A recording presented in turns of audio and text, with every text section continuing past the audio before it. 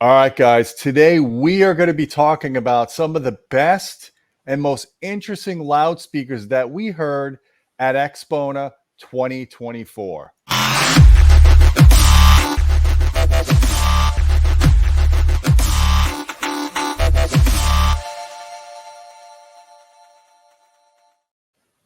Hey, folks, I'm Gene Delasella with Audioholics. We got James Larson in the house. He was the one that went to AXPONA 2024. How you doing, James? I'm good. Awesome. So we had James scout the floor and just look for the most interesting loudspeakers, try to get as many demos as he could. Now, before we get into that, how was the show overall compared to other years? Was it as busy? Was it as engaging? Was it as interesting? Well, I don't have the attendance figures, but it seemed like it was busier. It seems like it's a growing show, especially since Yeah. RMAF went down, right? So since RMAF is not around anymore, that's like the only big audio show around. So I mean, there was 200 rooms and 600 brands there, so it was a big show for I sure. heard lots of great things about the show, and I will be covering it next year. I'll bring a video guy with me, and we'll be doing some videos because I can't ignore the show anymore. It's too significant for what we do. So, James, I'll finally get to meet you face to face because we've never met face to face. Yep, we never met. Well, we'll meet then. It'll happen. It'll happen. So I'm going to open up this slide presentation. Basically, you just took some pictures, and I'll have you talk about each room. Now, the first one I know was Perlisten with Audioflight, right? Audio Fidelity. Yeah, that was the distributors. Yeah, those are the S7Ts, but that's just like a title card. I just use that because it Yeah, has a but dark no, background. Electronics is Audioflight. They're an Italian Oh, company. okay, yeah, But sure. Fidelity Imports is the one that carries all this. We should say right off the bat, I'm not an electronics guy. I'm a speaker guy, so I didn't even pay attention to electronics. So Oh man, I I love can't. that. I've been drooling over that stuff. I'm going to be getting in one of their integrated amps to test, and it looks really interesting to me. Incredible build quality and everything. Sure. Well, to start with, yeah. So one of the first places I went was Yamaha's room. I mean, you'll recognize that stuff. Yep. We And actually did a couple of videos on these. These are the newer 3000 series or something. the 2000s. I know the 2000. NS. Okay, the tower speakers of the NS 2000As, the bookshelf speakers of the NS 800As, and those were like the new thing that Yamaha brought. Those are brand new, Yeah. and those are like what are they? The 2000s are $8,000 a pair, and the 800s are 4,800 a pair, and they're new. They're like Yamaha just had some other bookshelf speakers in the same line. That's the 600As. Right. And those had 5.25-inch woofers, and these are bigger. They'll be more bass authoritative. They have 6.5-inch woofers, and it's basically the difference between them. So this kind of rounds out their line, and they sounded How really did you good. like it? Did you listen to them, right? Well, Oh yeah, I know you can't judge at a show, but did they sound decent to you? yeah, they did. We actually I listened to them right after the towers, and the towers did sound a bit more fuller as you would expect, but the bookshelves held their own. They sounded really good. Yeah. Like it's good stuff, and like I talked to the reps. I do want to do a review on this stuff. Hopefully we can arrange that this year. I've been meaning to review this stuff for a while now. I just never Yeah. had the time in my schedule. So hopefully we get to that this year sometime. It all looks really Okay. good. We should also say for there's gonna be some written coverage of this, not as much as we're gonna cover in this live stream, but if Yep. for those who want to see a little bit more detail about what we're talking about, check out that article when it goes online.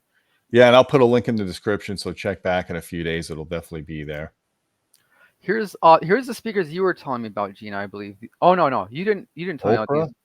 No. These are Opera Kalos Divas. Yeah, I'm not I familiar. actually confused these with the Acoustic Energy speakers that Yeah, we wanted yeah. to hear because Yeah. they're a lot alike, right? But yeah, these were good. These were really good speakers. They're an Italian design, really beautiful cabinetry. They sounded fine. I really like them. I know Fidelity Imports carries them, so I think I was talking to the rep, and he said that you heard them at Florida Audio Show, but that's all he It's said. it's possible. Heard so much stuff. I didn't snap any pictures. So these are what, like about 12 grand a pair? Yeah, the Opera Kalos. Yeah, these are 12 grand a pair. They're really, well built. They're like 100 and something pounds. Yeah, Um, they look nice. yeah, Italians don't mess around, man. They make stuff good. Yeah, as an Italian, you're a little bit biased, aren't you, I'm a to little say? biased, yeah. Yeah, no, those are beautiful. Here's another picture of them. The cabinetry is beautiful. It sounded great. I hope we can do something with that brand Yeah. someday. That would be great. But these were one of the highlights of the show for me. And Really Soul Note is the electronic. Yeah, Fidelity Imports has a great line card, just a lot of really high quality brands you don't see everywhere. Yeah. Here's Dayton Audio's room. Okay, this was really surprising. I don't want to go too much into what's going on because there's Uh-huh. so many cool things going on at Dayton Audio right now. Okay, so the white speakers were launched at the show. They were announced, and you can buy them now. They're called the Opal ones from Dayton Audio. Aren't you reviewing these? Yes, we did get a pair, and I was shocked. Okay, I unboxed them like a week ago, and holy cow. Okay, from Dayton Audio, we normally get really cheap, like affordable, Yeah, bad, kits and stuff. yeah, not bad things, but really affordable finished speakers. Their kits are definitely on another level from their finished speakers, but their finished speakers tend to be like for example the B what was it 652s that are like $50 a pair. I mean, you probably know about those, or the MK400 series, Oh which are like yeah, yeah. $100, right? Okay, those white speakers, they're $800, right? They're way more upscale than anything Dayton's had before, right? And Mhm. they sounded great, and holy cow, they're small speakers. It was like I think 5 1/4 woofers, but man, they had bass. There's these two passive radiators on the back of it, and they Oh could just, wow. yeah, this thing, it trades in sensitivity for extension. So it's not a Yeah, I very got sensitive speaker, but it can handle tons of power, and it can in that room. Dayton told me that they could hit down to the 30s, so like wow, 30 from a hertz range. bookshelf. Yeah, Damn. from a 5 1/4 bookshelf. That's not very big. Yeah. Um, Well, they doubled up on the passive radiator surface area. That's the way to do it. If you could do passive radiator system, you need to have more surface area with the passive than the active driver. yeah, typically you want your passive radiators to have 2 times the excursion of the Yeah, driver. exactly. And Yep. I guess, yeah, they could just double up for the same amount of excursion. It's the same thing. And those like wood grain speakers, those are the B65s. They're going to be a follow up to the like those really cheap B652s and that whole line, right? I was like, those are going to be, I didn't hear them, but those are going to be $69 a pair. And the build quality, Jeez. it's really good. It blows away the like the B series they have now. It's going to be the successor to the B series. I didn't hear them, but I really want to hear them. That's if they are well made, and if they sound good at all, it's a total bargain for That'd be a 69 a miracle, yeah. pair. Yeah, crazy. Yeah, there's a lot What of other stuff, but I what's could the go on and on. towers? I think that's the same. That's like a B series tower. I didn't Uh-huh. get the details on that, but I can. There were a lot of cool things going on in that room. Lot. I could spend the whole show going on about that room. But you know, Yeah, for well, stay tuned for James's review because he's reviewing the opals. yeah, there's a lot of cool things going on at Dayton for sure. The opals I'm looking forward to. Um, okay, here's an interesting brand.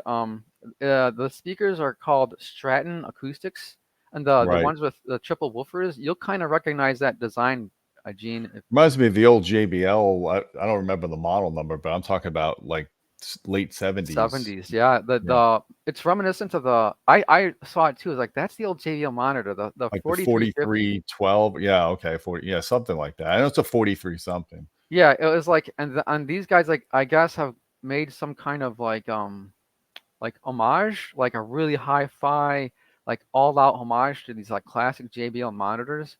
It was just interesting to see like this kind of nod to like this historic classic monitor. So Yeah. those are always the triple woofer one. That's kind of the JBL homage is that's called the Stratton Acoustics Ellipsis 1512, and they're 70 grand a pair. 70 grand a pair. And the ones Oh that my God. You got to what really be nostalgic for that. yeah, yeah. I mean, yeah, you gotta be nostalgic. Yeah, the smaller ones are called the Stratton Acoustics Element 12. Those are 38,000 a pair. Um, I didn't spend a lot of time listening to this room, but it sounded fine. I don't like to make too many judgments about how things sound at an audio show, right? So I'm not Yeah. gonna totally rip or praise or anything, except for a select few cases, right? But Right. mostly, I just don't. A lot of times my ears are completely burnt out from too many rooms that are too loud, and I just like, I don't give it a lot of time. Overwhelms you. Yeah. Yeah. So these are interesting. I thought you'd get a kick out of those like triple woofer monitors. Now Yep. here, this is cool. Okay. Um um at this Perlisten. yeah, at this show, Perlisten launched their single woofer reference series subs, and here's a couple of the 18s. Now they have 18s. They're called the R18Ss. They had two Right. of them in this room, and thankfully they could have blown the doors off this room, but they didn't. Right, everything was nice and like natural sounding, like Perlistens want to do. Um, and there's going to be an 18, a 15, a 12, and a 10 in the series. And so these are about 5,000 a piece, which is a little bit less than you expect Perlisten to charge for an Yeah. 18-inch sub, right? It's expensive. 5 grand is expensive for a subwoofer, but these are really really nice subs. So like they launched these subs, and I think we're gonna get a chance to play around with those or something along that series this summer, hopefully as a review. So Absolutely, man. I've been waiting for them to release these series. That's getting down to the prices that more people could afford. And because a serious 18-inch sub is going to be, at least 3 or 4 grand anyway. So you're paying a little bit more and you're getting the Perlisten engineering, low sure. distortion, the DSP. I mean, there's a lot going on in that. Yeah, there's a lot going on. So that'll be really cool to toy with. Hopefully I'll get my hands on something from this line this summer, and maybe we'll have a review. But Yeah. yeah. So, and those are the okay. Here's the Focal Folk. brought their big guns. Okay, these are the what are they? This is a long Grand, name. I Grand Utopia Evo, EM Evo. They're 280 grand a pair. They sounded really good, but they'd better for that much, right? Oh, Yeah. they better sounded great. They did. They sounded really good, but Focal always does. So like I wasn't surprised by this. And that's that amplifier from Name, that like the Yeah. reference amplifier. That's Super really expensive. that's really expensive itself. I think that's something like 200 or $250,000 itself. That Oh yeah, there's yeah. probably close to a half a million to a million in that room. Oh, big time. And just that setup that we see, but it did sound legitimately good. A lot of times I rip on setups which are overpriced, but like Yeah. this is like so good. I mean, it's really good. Yeah, but the what another thing I heard, I think, um, yeah. So this is new from Focal. I gave it some attention. This is the new area line. These are like the successors to Yeah. the areas. These are called the Area Evo X's, and these Yep. are the number threes in that series. Um, and I reviewed like the predecessors to these, like the Area K2 versions of these, and they were really good, and these are supposed to be better. So like it was nice to hear these, and these like they held. Okay, it's not as good as the Grande, what is that, Utopia Yeah. EM Evo. Evo, EM, yeah. Yeah, but they were really good. I heard these after those were playing, and they sounded really good. Hopefully we can get our hands on some of these new Evo Area Evo X's Yeah, I sometime. heard the areas, but I thought they had bigger woofers than this. I heard them at Florida Audio Expo, and I was blown away by what I was hearing. They sounded like Canto 2 level performance for half the price. Yeah, the ones you might have heard were the number fours, which have two H. This is 312, three Yes, 6.5s at the bass section. that's the one I heard. Yeah. Yeah, yeah. I'm sure they would be really good. Yeah. Moving on.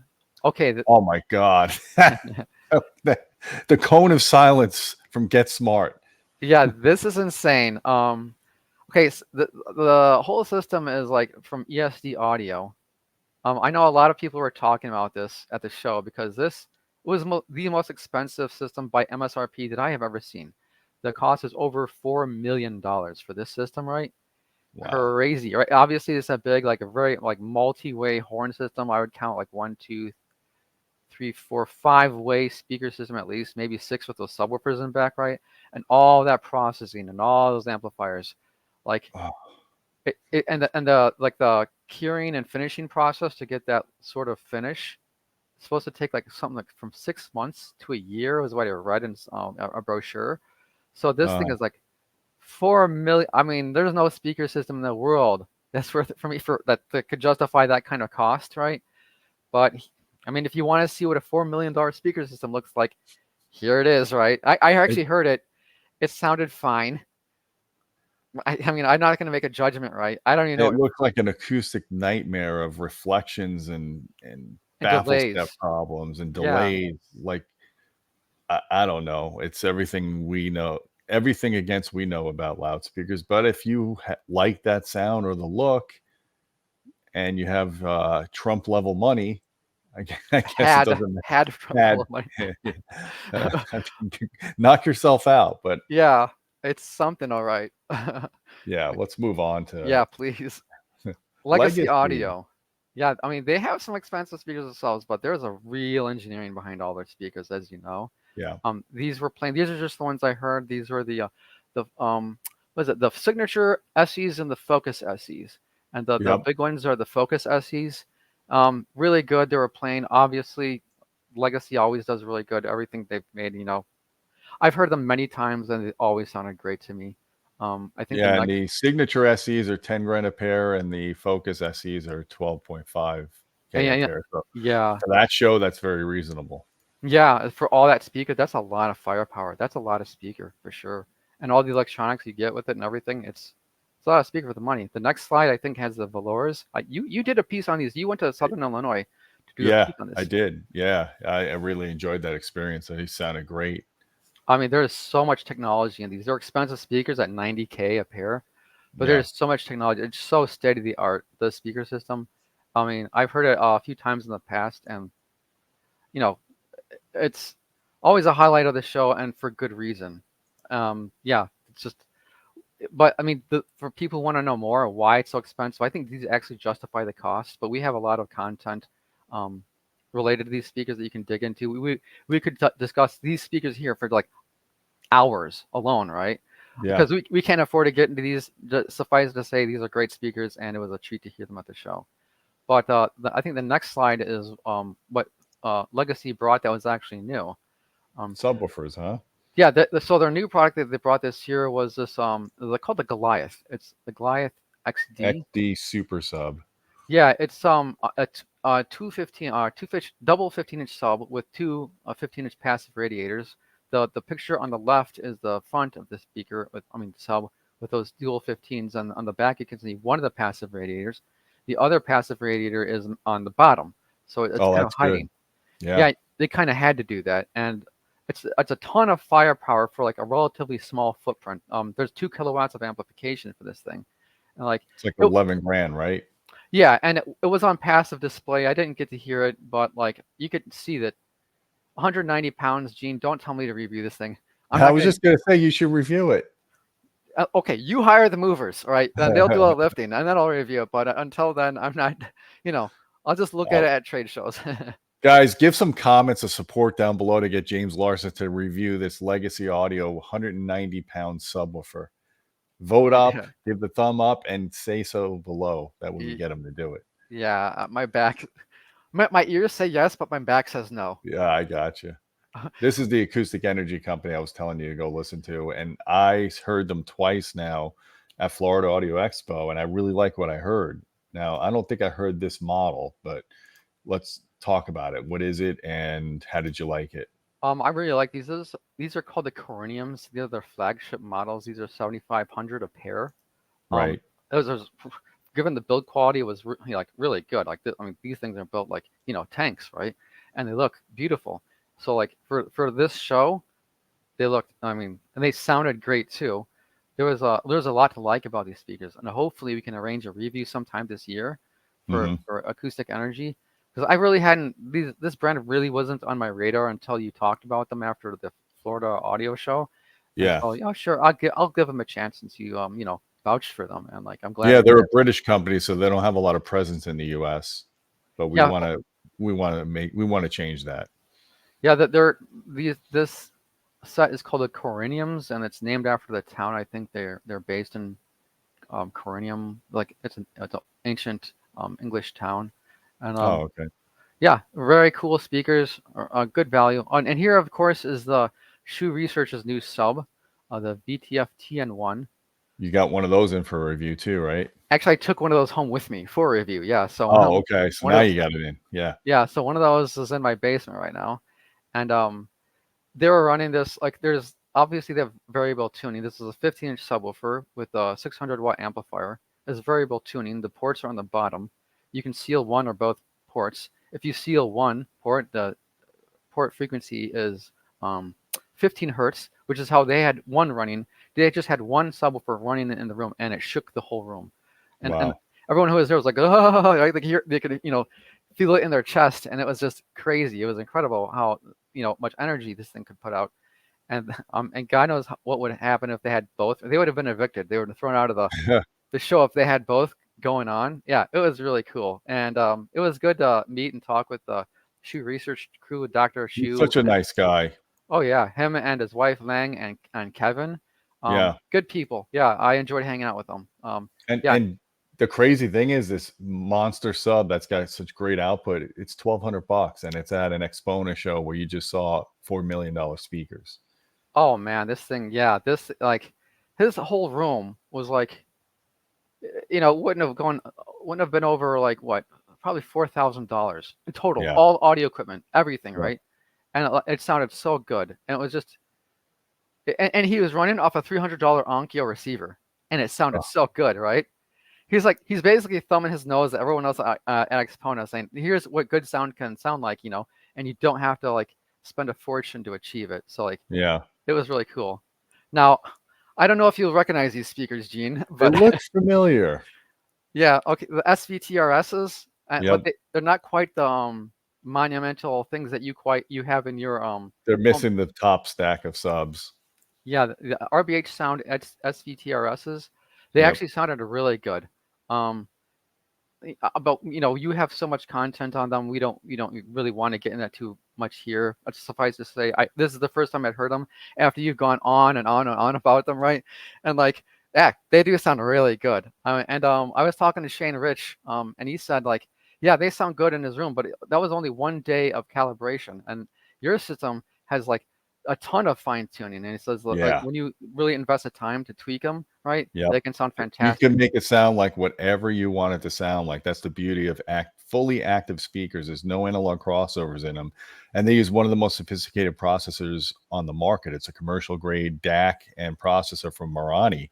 Does FIR correction. It's got its own room correction system. I used it up here on this system, the SFTRAXs. I don't have that version of that DSP in my theater room.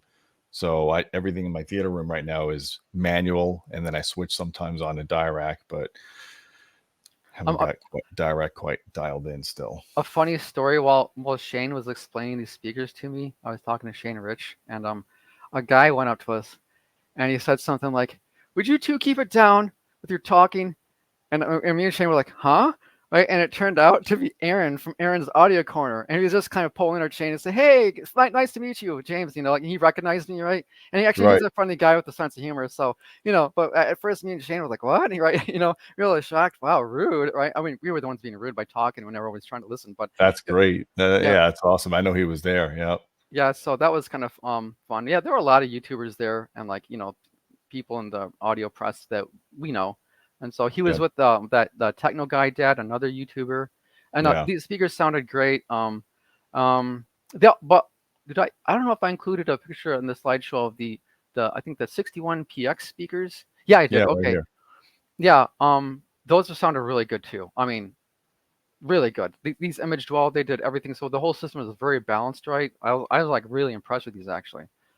After going from the SVTRSs to these, I was like, oh, all right, well, we'll listen to them, right? But no, it wasn't like a downgrade. These were really, really good. So like, And I he's mean, got those new subs behind it too. yeah, those are passive subs. The sub is called, I don't remember. I was focused on the speakers, but the subs, they're passive subs. The speakers are the 61 PXs. They're kind of the passive version of a Yeah. speaker we reviewed late last year, and they sounded really good. I mean, if they sounded that good passive, I would love to hear the active version. Yep. Yeah. And they have a new tower there, but the lighting is really bad. And Yeah. I think, did you pick that up from them? The Impression Series 85i towers? Yeah, so the speakers next to them that you can't really see sorry about my poor photography, is the 85i. They're the new Impression speakers from obviously RBH Sound, and those things, they're made in America. $1,200 a pair. I think they're 1100, Yeah, something like that. something like that. Amazing considering they're made in America, right? Yep. That's the least expensive speaker. I mean, in that class, that's actually made in America. So like, that's a feat. Yeah, and I have a set that I took these actually home from AXPONA, so we'll be doing a review on those. and I'm pretty excited about those. Those will be really cool. I Were think they playing them? Did you get to hear them? I did very briefly, yes, and they sounded pretty good, but like it was briefly, so I don't, I'm not Because gonna they say. supposedly have a lot of bass for their size, because they have so much. They have a really big port. It has an 8-inch side firing woofer, and Yeah, Shane was telling me he gets like extension down to the 30s in that system. So it'd be. I can't wait for you to let us know how that works. yeah, I can't wait to really dig into them. Yeah, so that was really cool. RBH really brought the goods. It was a really good room, and it was nice to meet the RBH crew for finally we Oh, talked. you never met them before, right? Nope, I've never met them, but I have. So yeah, Yeah. Awesome. Yeah, you could talk to Shane for days, man. He's a wealth of knowledge. yeah, he's a bright guy for sure. These are the CS. Oh, I don't have. Creative Sound Yeah, Solution. yeah, Creative I- Sound Solutions Typhons. I actually like these, and I was surprised. I mean, they're really well built, just like many of these like high-end speakers, and they sounded good. And they're only 5,500 a pair. I always have thought of Creative Sound Solutions as a company that sells kits or raw drivers, right? CSS.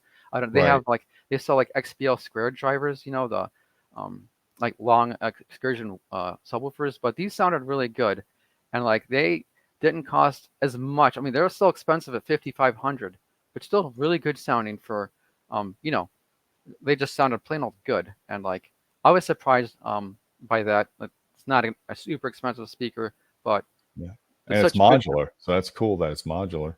Yeah, yeah. Actually, the RBH speakers I have now I'm in the process of reviewing now, You not the got a 85 pair of eyes. modular ones. Yeah. Yeah, well, we'll get to that when we get to that for sure. Yep.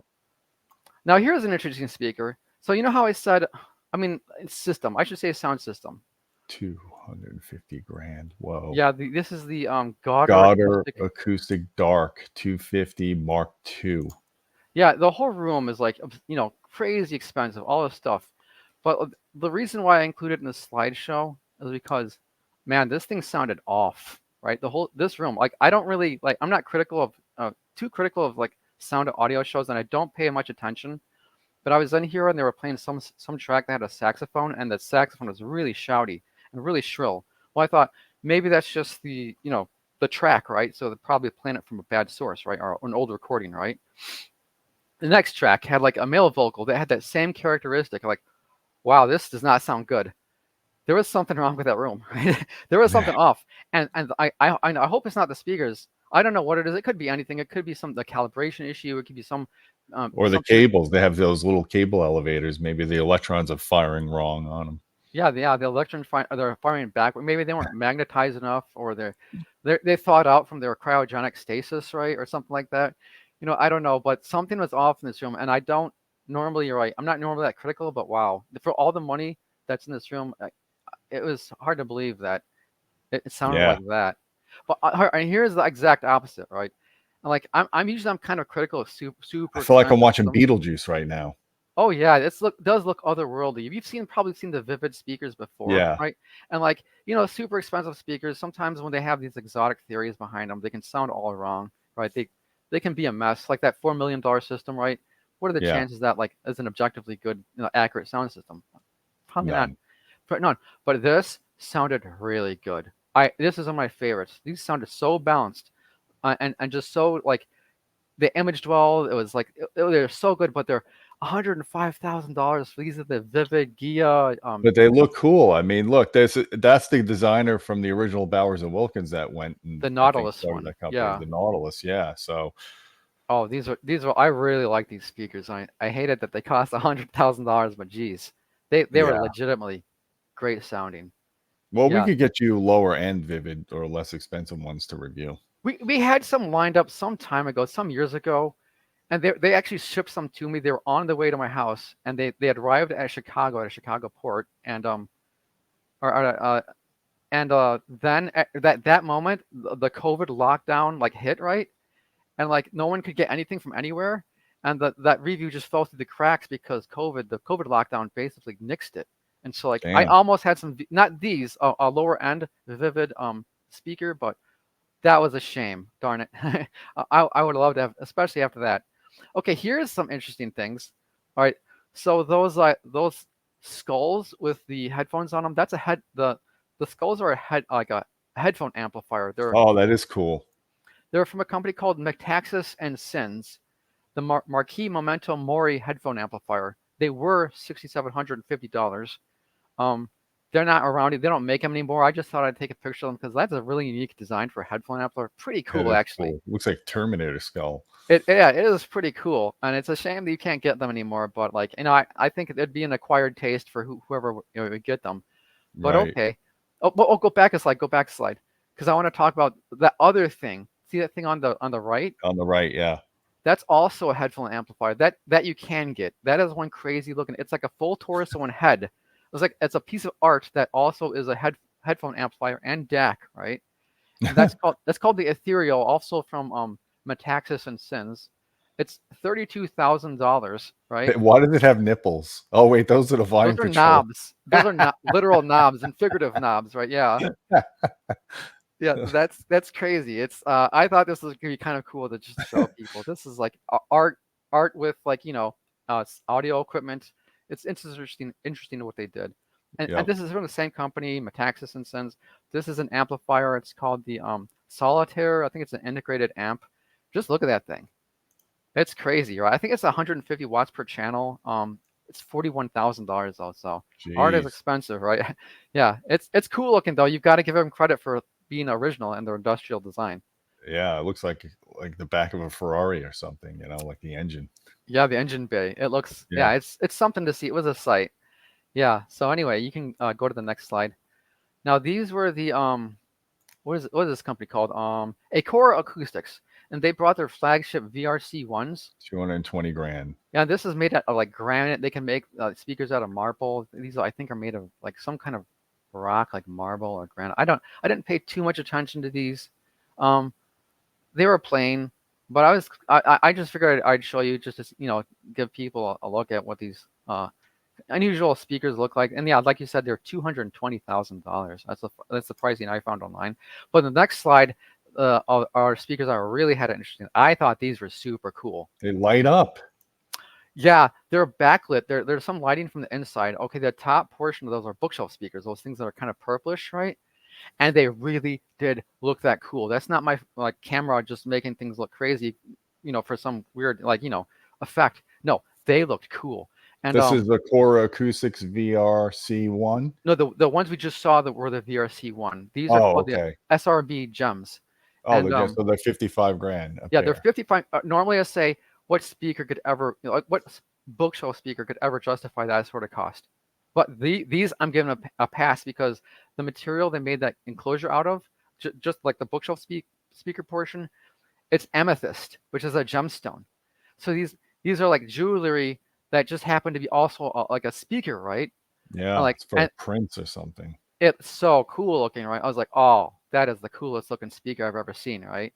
And the lower portion, the lower portion, it's like a marble subwoofer that's being used as like a speaker stand for those the speakers. And these are like, I think they said there was 2 centimeters thick, I think, on both of them, and like they're being backlit. You probably have to use this pretty strong light to get through, but the light can get through the amethyst, especially because the that gemstone part, the crystal part is translucent basically, so the light can penetrate through it, and it looks so cool. And they actually played them for me, and they sound really good. I was like, usually exotic speakers subscribe to like exotic speaker theories, and they can sound very eccentric. These sounded to me like plain old good, right? I like the sound of these, and I really like the look of them. So they have the subs. So the speakers are 55 grand a pair. Then each sub module below that is 30 grand a pair. So you're looking at a lot of 110 grand. Yeah. Yeah, and then there's VAC like tube amps behind them, and I'm sure that stack of equipment is really expensive. It was an expensive setup, and if I were to get it, I would just get the gemstone, the amethyst speakers. Those are so cool. I mean, the subs were cool too, but yeah, it's living room jewelry. Here's some more shots I got on them. It was kind of hard to get good pictures of these given like the lightings, but they did look that cool in person. Like this is almost a highlight of these just for like the aesthetic, the visual like aesthetic of these. Like, wow, that's really cool. Definitely conversation pieces for sure to have. For sure, yeah, for sure. Yeah. So that was just some of the speakers. I mean, actually, a lot of the rooms were kind of like my camera didn't like the lighting of a lot of these rooms, so it was hard to get pictures of a lot of like systems I actually wanted to cover, but I just didn't get good photography because the room was so dim, or the speaker was set against a really bright backdrop or something like that. And like, man, Mhm. it was tough. Or the room was really crowded, right? Or some of the rooms were so loud, I just didn't even want to go in there, right? I was like, it's fatiguing on the ears to be exposed to like these loud rooms, Yeah. room after room after room, and it seems like they're trying to impress you, like with how good the speakers sound by just cranking up the volume, right? I know there's like SPL limits you have to have in these rooms, by the show organizers, but I'm not sure how much that was really paid attention to, right? It's like, yeah, a lot of rooms I just couldn't, like, that's too loud, I'm going to the next room. But anyways, here's a few really cool speakers that I managed to get good pictures of, and yeah, that was some of the highlights for me, at least, of AXPONA for 2024. Well, James, I appreciate you covering the show for us. Guys, I'll put a link down below to James's show report when it's up in a couple of days. Don't forget tomorrow, I'm sorry, the 18th at 7 p.m. Eastern, we're going to be doing a 2-hour live stream celebrating Audioholics being online for 25 years. We're going to have much of our staff with us. We're going to have a bunch of guests. We're going to be giving away, I think, 7 prizes, 7 audio products. So make sure you register. I put a link down below, and make sure you join us on the 18th at 7 p.m. James is going to be there, right, James? Yes, I plan to be there. Awesome. All right, James. Well, I appreciate it again. And guys, if you like this video, please hit the thumb up, hit subscribe. Don't forget about our Patreon channel at patreon.com/audioholics. We appreciate your support. You get direct access to me if you want to just suggest video topics. And until next time, my friends, keep listening.